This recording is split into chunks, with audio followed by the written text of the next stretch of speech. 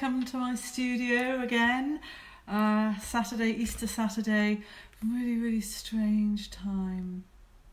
Anyway, I've got some ideas for paintings today, and I've had some questions as well, which I'm going to answer. Hello, Annalene, Deborah, hello, Dickie Carruthers, hello, shouldn't you be busy in the lambing sheds? Hello, Emma, oh, it's lovely to see you all. Do you remember yesterday I started a little painting and I was telling you about the misty morning and how I looked at it and thought this would be a very simple thing to paint by just painting a very loose layer, and then another one. I just really quickly finished it off 5 minutes ago, but it's just to give you that idea of that sort of misty morning feel. Do you remember how I told you how I did that? I hope that's really simple. Hello, Marianne Ray. Hello, Lindsay Rutherford. I'm just going to move my elastic bands. Charlotte and Grace all set up with their paints to copy you. No pressure. So yeah, that was yesterday's that we started and completed. Actually, do you know what? It looks better in the photograph than it does in the flesh. Anyway, that's that. And do you remember yesterday we also did the little hair painting? I did a bit more to it. I put a bit of depth. Oh, I'm on the wrong side. Put a bit of depth in the eye and a little bit more depth, various bits of it, and it's turned out all right, really, hasn't it? We were on landscape. Do you remember yesterday's landscape? I did all this yesterday, just giving you an idea about this autumn landscapes and how I'm inspired by the colours and the light and these rig and furrows. I put some more in just here, and I thought that turned out quite well, and it's just so simple, and you've just got to try and have a bit of fun with paint. Right, somebody asked me, they said, please could you tell me again which colours you use? So I really just use 5 colours. One is a yellow, one is Payne's grey, which is a sort of very, very dark grey. Another one is, as I mentioned, I use Winsor & Newton paint, artist quality watercolour, but I've also been using this Ludlow paint as well, which is it's exceptionally nice, and I can't get the lid off. But anyway, I use a type of like alizarin crimson, or this one is an anthraquinone crimson. That's alizarin crimson. I use a Winsor red, yellow, French ultramarine, which is my blue, and that's taken out of a pot of this and just put on here with a knife. 1, 2, 3, 4, and controversially, I'm a self-taught artist, so I do mix colours all the time, and as I say, there's just really those 4, and I also use sap green, and I think some people turn their nose up at sap green, and I've no idea why. I think the thing to do is to go online and look at the colours and choose a blue, a yellow, a red, a very dark colour like a black. I don't like lamp black. I like Payne's grey, and a green. Choose ones that you like. Don't buy loads and loads of colours. It won't make you a better artist, and it won't make your colours any better, I can assure you. And this painting that I just showed you, you could do that with one single colour. I spent a year painting with Indian ink, just Indian ink, so that's black. And I painted very pale, medium, and then strong, and that's how I sort of taught myself how to paint and use tone. Good morning, good afternoon, yes. Hello, Mariana McNamara. Hello, it's sunny in Ireland, it's sunny here too. Hello, Mayor. Howdy. Howdy. Fiona, you missed yesterday. Don't worry, they're on my Facebook page forever. Hello, Rose. Hello, Trish, Shirley, Debbie. Hello, Linda, Simon, Barbara, Eddie, Hector, Helen Woods-Bate, Julian Patter, Irvin, Rose. All these people. It's lovely. It's so nice to see you. A woman who doesn't know her own strength. I know, I can't get the flipping lid off. I'll get a Fifey to do that or run it under a hot tap. So, a few things this morning. I went out and lo, there are some tulips and gorgeous, gorgeous little primroses. Whoops, forget-me-nots. I don't know what they're called, but they're a little bit, I don't know, lungwort. See the leaves there? I think that's lungwort, forget-me-not, primroses and tulips. And I thought it might be quite nice with it being such a beautiful day to think about, this is a paper placemat pad, but the painting used was one so simple, anyone can do it. It's a painting that I did with just jugs of flowers in front of me. And I just sort of built it up. So I thought we'd do something a bit like that, if that's okay with you lot. Hello, Susan Durrani as well. Caroline, how are you doing? Perlstein, just relaxing on the couch. Cool autumn evening here. That is because Jenny Perlstein is on the other side of the globe to us normal people. Right, Amanda McLaren. Gosh, you must be getting bored to be watching me. Anyway, it's lovely to see you. I'm going to tip so you can see what I'm doing. I'm going to start, and I'm using this as a bit of a reference. I'm going to turn it around so you can see it. I'm going to start by doing a few leaves. So I'm sort of setting the scene almost.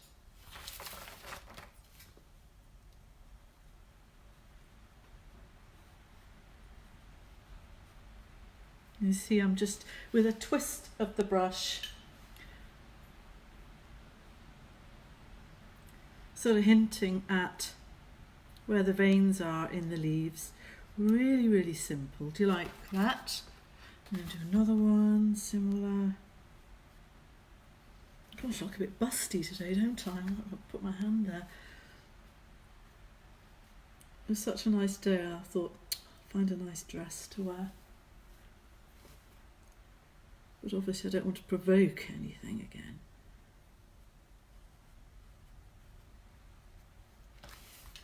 Okay, can you see Tulleen de Kock? Hello Tulleen, how are you? I hope you're managing okay over there in Cumbria. Tulleen is an amazing artist. It's Thuline, Tulleen de Kock. I know, great surname. And she is also an animal artist and does beautiful cows and things over in Cumbria. And we met at an awards ceremony where we both had a lot to drink and we had a massive laugh, and then we danced all night on the dance floor. Okay, so we've got those 3 leaves. Might just do some, do you remember those leaves that I loved the shape of the other day? I'm going to think about that sort of shape. Don't worry too much about the colour of things. I'm not going to waste our valuable time mixing up colours exactly.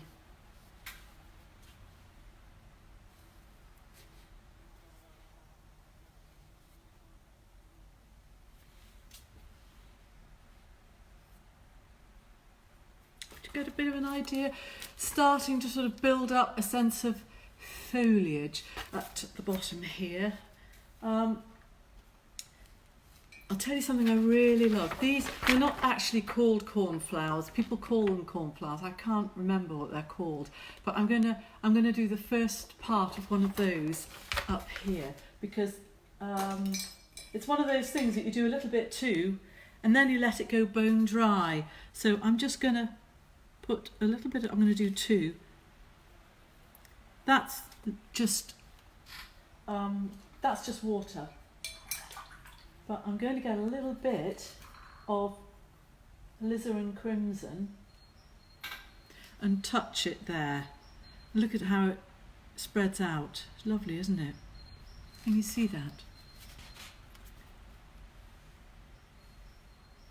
I'm going to get another little piece of paper, like the back of this landscape. I'm going to do that again because we've got some children today and I know they've got their paints ready. If you get a little bit of just paint, water on your brush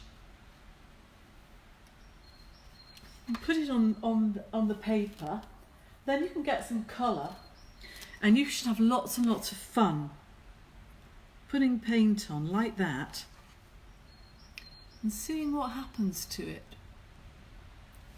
and letting it go bone dry. I'm going to do the same thing here. I've painted just a long line of just water.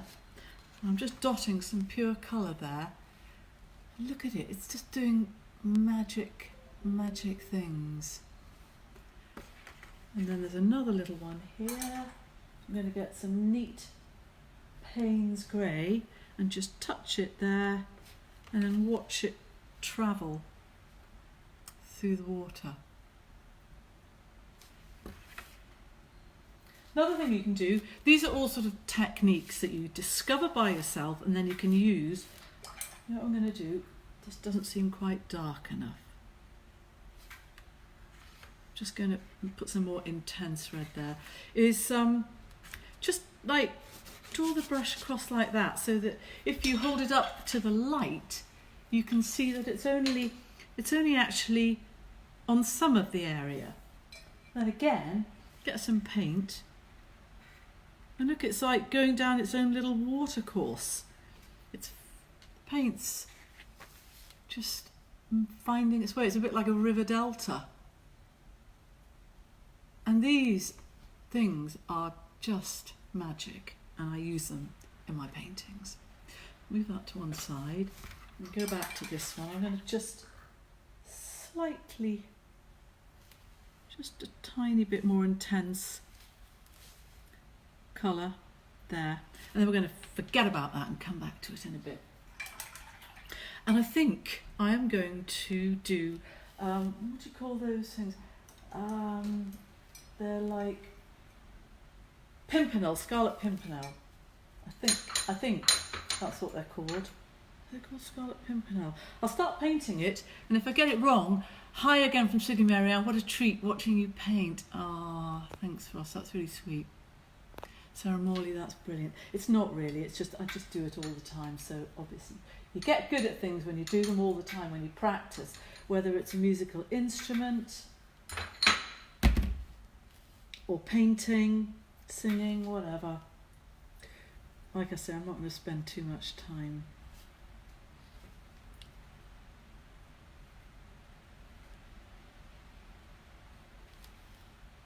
getting the colour exact.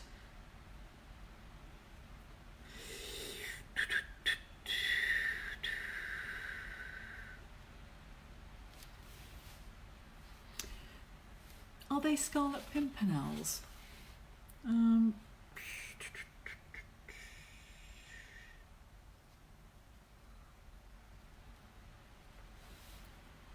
Not sure.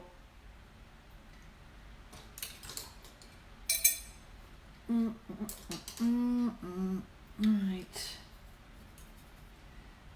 Now then, I haven't got one of these in front of me, but I have to say I've painted these so many times, and they come out of a sort of a bud that gets left behind like that. And I've noticed that there's a little bit of purple in those buds, right? Actually, while we're on, I'm just going to imply a bit of shadow in some of those. And now I'm just going to do the stalky stalk.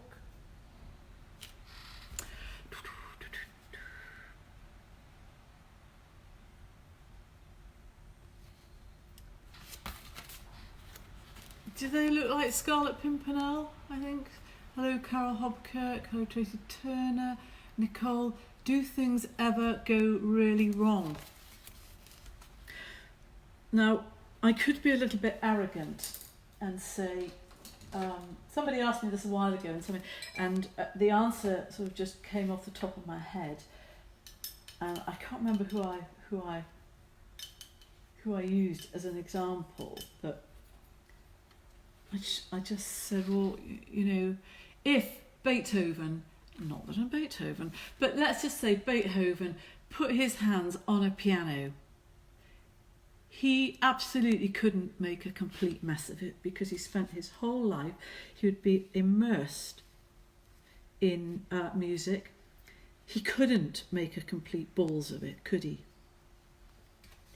And I would argue that someone who spent their whole life doing something, things might not go perfectly, but I'm not sure that you could really completely do something badly. So the answer is things don't really go all that wrong often. No, not really. You see, do you get a bit of a sense of the Scarlet Pimpernel? Pink Campion. Yeah, that's what it is, you're right. You're right. I'm just going to go back to these ones here. Stephanie, what are they called?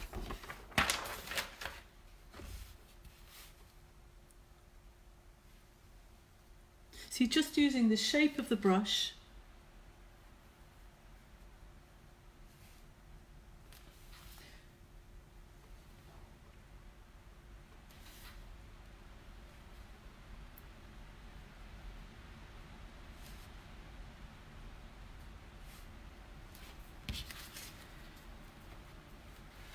to sort of I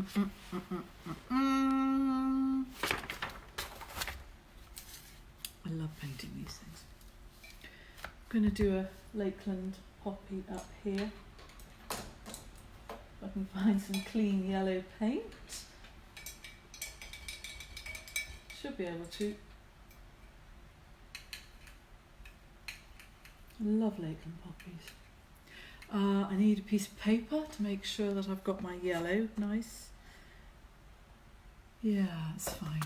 Happy Easter, Jean. But tomorrow is really Easter, is it not? Right, so a Lakeland Poppy, we'll put one up here, shall we? And they have these lovely, simple, papery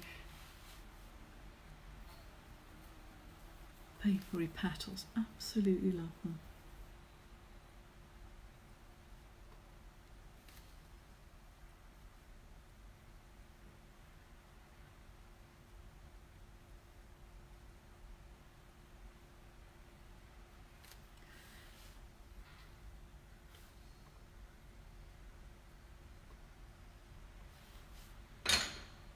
There's my brush. I'll put the stalk on it.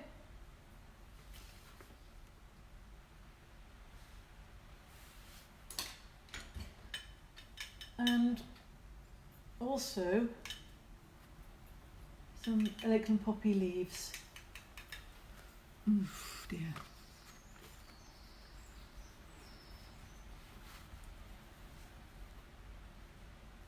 I'm just sort of finding a space and letting this grow organically, just sort of letting it come together and not worrying too much, because I actually like the white. I like white.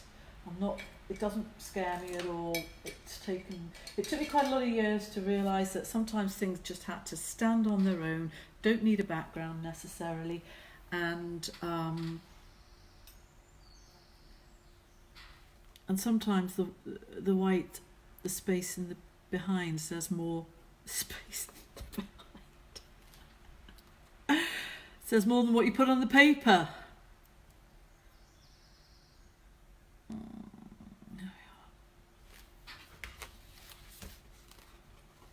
Getting a bit of an idea. I'm watching intently, Marianne. You're in a tent. Very interesting. That's William Pittendrake.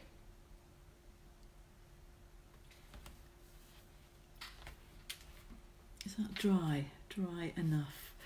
Because the next bit's really quite good fun. Oh, bluebells. They're not actually out yet. No, I know what. Forget-me-nots. How lovely are they? I'm going to put them there. Bother, I'm late to the party. Jules, it's all over. Jules, we're done. We're done here. You're too late. turn up, just think I'm just going to carry on. If you can't be bothered to tune in at 12 o'clock, I mean, how hard is it? What else have you got to do? We are in lockdown, Jules.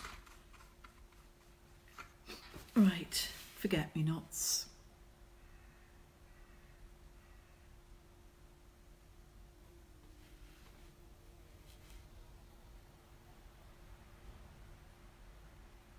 They're just so cute.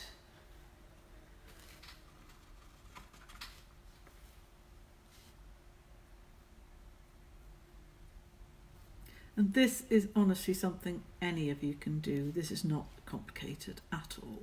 Just get a brush, press it, 3 little things like that. Doo-doo. Forget-me-nots. I get a little pointy brush and do the leaves. Not the leaves, the stalks. And forget-me-nots have that lovely shaped leaf. A bit like the euphorbia the other day. Just going to check my colour.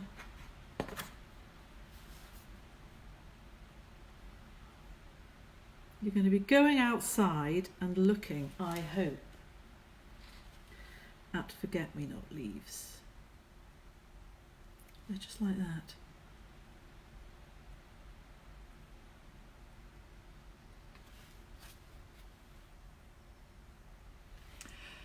If you're an Ashford Welsh poppy, the yellow one. I thought Lakeland poppies were yellow too. Space in the behind, I know, sorry.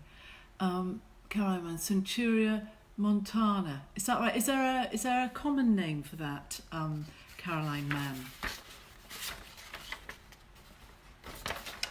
I know people just say, oh, it's a cornflower, and we all know it isn't a cornflower. Right, so we've got the pink campion, did you say it was? Poor Jules. Poor Jules, nothing. If she can't, you've just got to,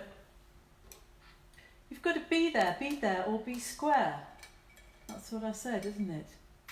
I'm going to try and find a nice brush. Thing is, I need to go brush shopping again. I should show you. Can I just show you all my brushes? Look at them. Hundreds and hundreds of them. None of them are any use at all. I can't use them, they're not new. Oh, look at my paintings in the background. That's new. And see that big daffodil one? I did that yesterday. That one there in the middle. There's a lady inquired about that one. And then that one over there, the pheasant. It's for sale. It will be for sale. Anyway, I'm going to tip you down again. Yes, I would like a new brush to complete these Centuria montana. I'm just going to find a little space so I can put the blue that I love. So I get a little bit of French ultramarine and then just a touch of alizarin crimson just to warm it up. I call that warming up the colour, adding anything that's sort of red, maybe a tiny bit more, just to make it closer to purple and away from just the blue. And then, I hope you can see, I'm going to move that aside because this is my favourite bit.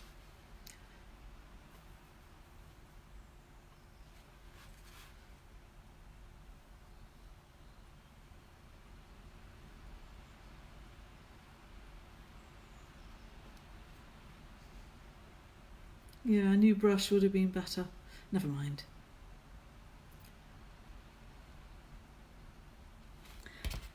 So you sort of get a bit of a sense of how that's coming together.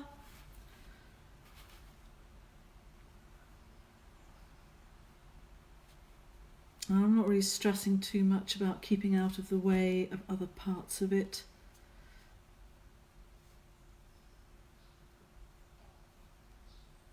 And if you're inspired by flower painting, just have a little look outside. You'll probably find there's more. I know it's fairly early on in the year, in the spring, but there's probably more there than you think. And when you do, when you get one, get right close up to it and have a really good look so that that's in your head. And what I would say is if you've got something in your head, then it's easier to sort of crack on with the painting. So absolutely study your subject, and then maybe not even look at it too much when you're painting it like this. So, you know, I think those two cornflower are not too bad.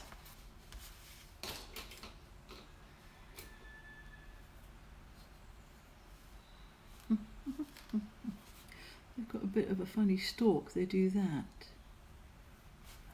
They sort of bulge just before they reach the flowering bud here. Actually, I'm going to put a little bit of depth of colour there while it's still wet, because they'd be shaded by the flower bud. And there's another thing about these Centuria montana that defines them. They have these. Do you see here? They're almost like scales, and I quite like to paint them on. I'm just going to very, very quickly do that.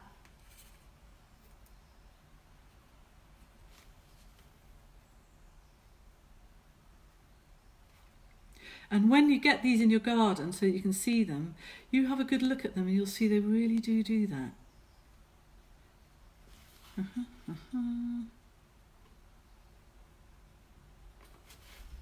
Hello, plenty of time for that. Flowers and foliage is watching.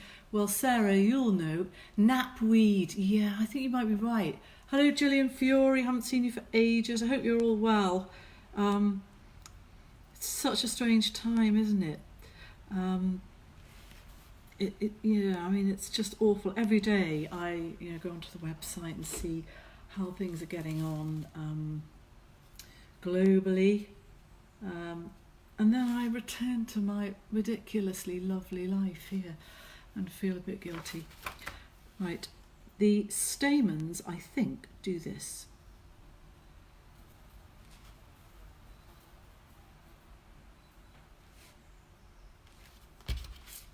Okay, see there and there. And then my favourite bit of all is now where I get, if you remember, I've got this disgusting sort of bristly stiff brush that's broken. One day I could just like put some sellotape around there and then it'd be fixed. And I'm going to make sure that's clean and then dip it into the alizarin crimson. I hope all you children with your paints are looking closely. And also I like it when people send me their paintings. I love it. I've got some absolutely gorgeous things that people have sent me. And then look, get this, get my finger. You can practice on another piece of paper.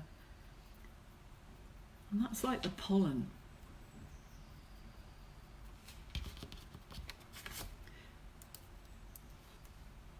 Loving the insights into your work. Amanda McLaren, so does my mum, Carol Hobkirk. She is loving it. Oh, just want something.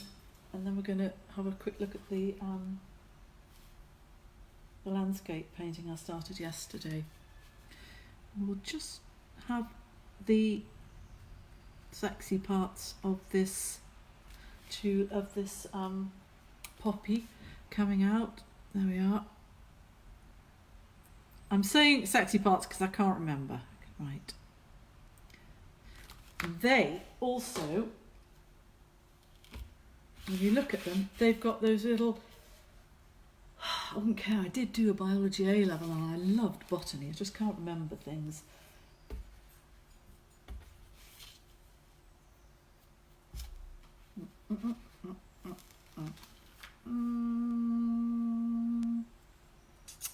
Okay, that's enough of that. Oh, I know what I was going to say. So this painting with these simple flowers, and you've seen how I do them, bluebells are lovely, has been used, either that one or another one, again and again. People just seem to like it. I mean, I like it. Now then, here are some things that you could buy from my website. And look, there is a lovely waterproof lined, zipped cosmetic bag. And if you can't afford that, look, there's a teeny weeny little purse to put your money in. And then this is a pot bag. And you go, a what bag? And it's a pot bag, but I put all sorts of things. I've got pens and phone chargers and just bits and pieces in them. They're good fun. Or put a plant in a plastic bag and put it in there. Some of the things that you can do. Oh, another thing. Somebody just bought one of those yesterday online, so I'm going to have to pack it up, aren't I? Good grief. I can't believe how the time's gone. Do you remember we did this yesterday? A sort of autumn landscape. And I showed you where we were here. And I'm just going to do it again. Loving insights. Victoria, can you show us around your studio? Hello, Ruth Brown. Do you want me to show you around the studio or do you want me to do some painting? The first 3 people who say, I'll take a consensus. Painting or studio? Come on.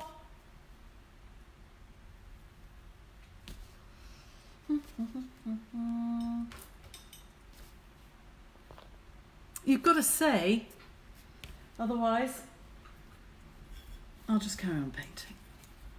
Everyone's watching. That's such an interesting thing in the lambing shed this morning. Not as interesting as Lisa Crocker did yesterday. Painting, studio. Right, we've got a consensus.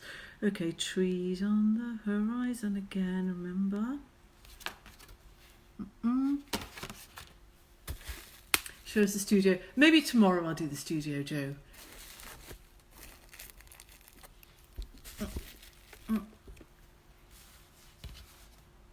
Yeah, so Susan Scott, my next door neighbour, she said, Marianne, I've got a question for you. What do you think we should do with this? And I said, what? So she showed me a Swaledale ewe, and there was a big lamb in there with it. And she said, we really want to get them out. They should be out. Look at the size of the lamb.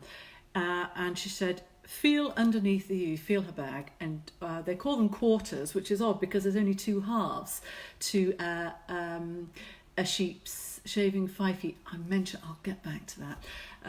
A sheep has, like a human, 2 titties, and one of them had a perfectly normal size tit, they call it, that the lamb sucks, a bit like that, and the other one had a big one, a bit like that, and the lamb was not sucking the big one. And Susan said, I've tried setting it on, it just doesn't want to suck on that side because it can suck on the other side. And she said, what shall we do? And so I thought about it for a bit, and then I said, I've got an idea. What we effectively want to do is put something around her that prevents the lamb from sucking at the small tit and only allows it to go to the big one. So I said, what about like an old t-shirt? So she went into the house and got an old sweatshirt, and I measured the girth of the sheep. And Shona Elizabeth Ward, you could learn from this, right? So I measured round the tummy of the ewe, and then I measured the t-shirt, and it wasn't that far off. I said, I think it's going to work, right? So I cut a bit off. So if you imagine, I cut a strip off about that wide, so the collar and the sleeves were just threw away, and then I cut a slit so that the big tit could go through the slit and the other one would be covered. And so then I said, Susan, you hold her tight, because she had horns and she looked like a bit of a cross patch, and I'm covered in bruises after yesterday's encounters. And so I stepped one back leg, another back leg, pulled it over, and then pulled it over her quarters, and then located the slit that I'd cut and pushed the big tit through the slit. And then, because it was quite a wide piece of cloth, it sat quite nicely. But anyway, and then I got a bit of baler twine and just made a couple of adjustments. And so it looks like it's worked. I'm going to put a picture of it on my peephole. Do you know what, Marianne Ray? I didn't want to say that, but that's exactly what it is. It's like a peephole bra. And by the time I left, it was still in position. So I've got high hopes. Paul Knox, I prefer my tits covered. Okay.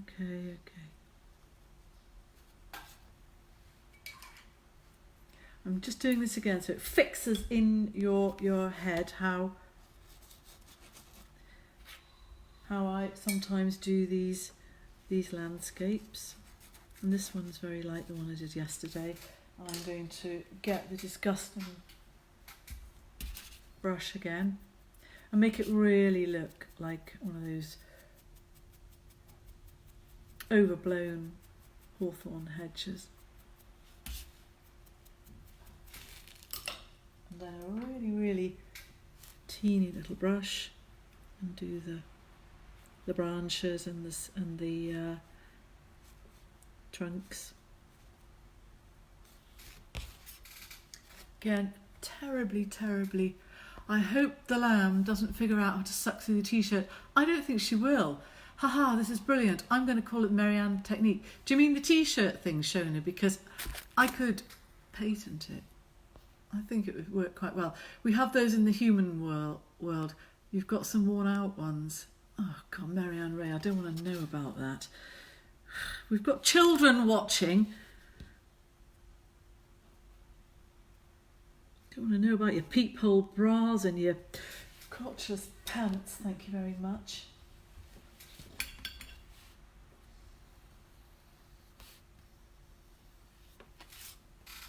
So we've taken that to the next sort of layer.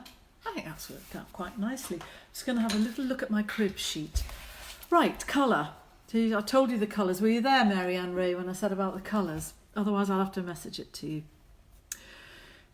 I was going to do another cockerel because I was sat here yesterday and the cockerel was standing out there just doing all his cockadoodle doing and looking amazing. Maybe tomorrow if I can be bothered. Anyway, that's all for now, folks. Aren't they lovely? You can look at them, paint them. I didn't do the primroses. That'd be a nice thing to do because you could paint a very pale yellow and then while it's still wet get an intense yellow. Who mentioned pants? I meant for actual real life. Right, anyway, things to do. It's been a delight. Have a lovely day, everyone. Bye.